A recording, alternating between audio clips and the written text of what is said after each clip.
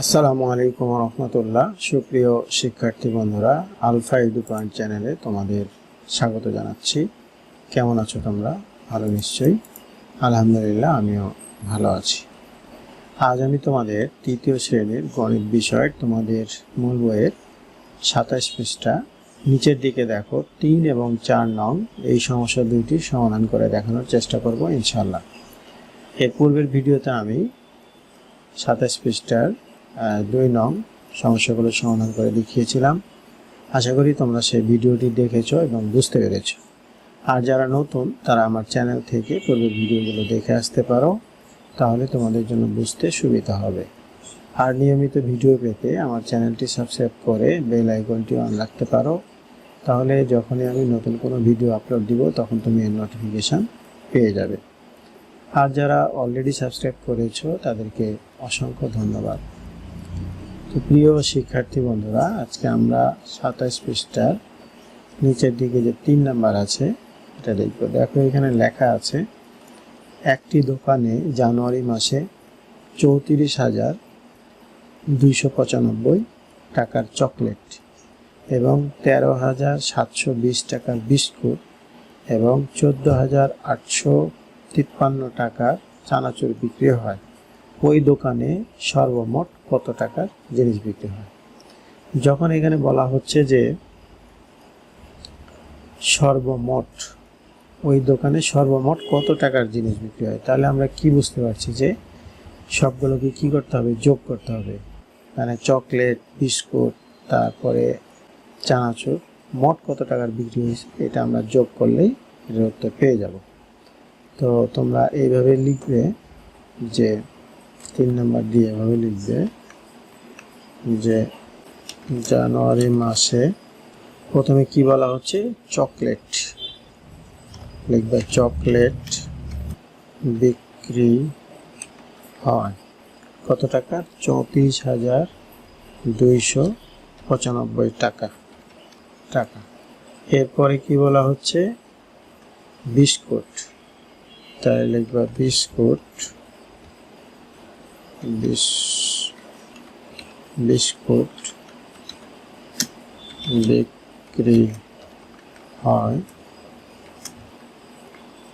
বিক্রি হয় 13,720 টাকা। এরপরে কি বলছে? চানাচুর। তাহলে লিখবা চানাচুর বিক্রি হয় কত টাকা? 14,853 টাকা। 14,853 টাকা। এরপরে লিখবা যে মোট বিক্রয় হয়।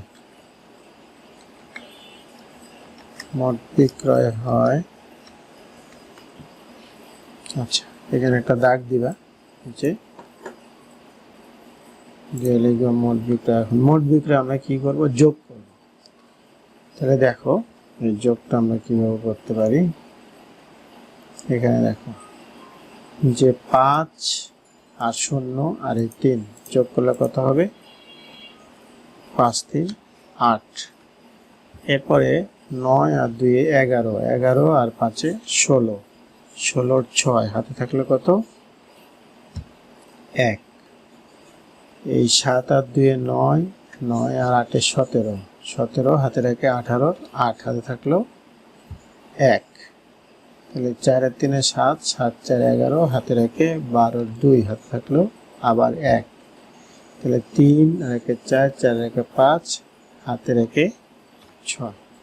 তাহলে মোট বিক্রি হয়েছিল 62,868 টাকা। এত টাকা মোট বিক্রি হয়েছিল।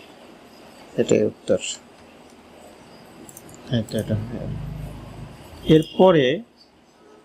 এরপরে যেটা আছে এটা দেখো যে পাশের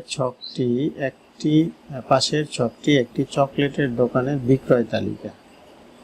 জানুয়ারি থেকে এপ্রিল মাস পর্যন্ত সর্বমোট কত টাকার চকলেট বিক্রি হয়েছে। দেখো এখানে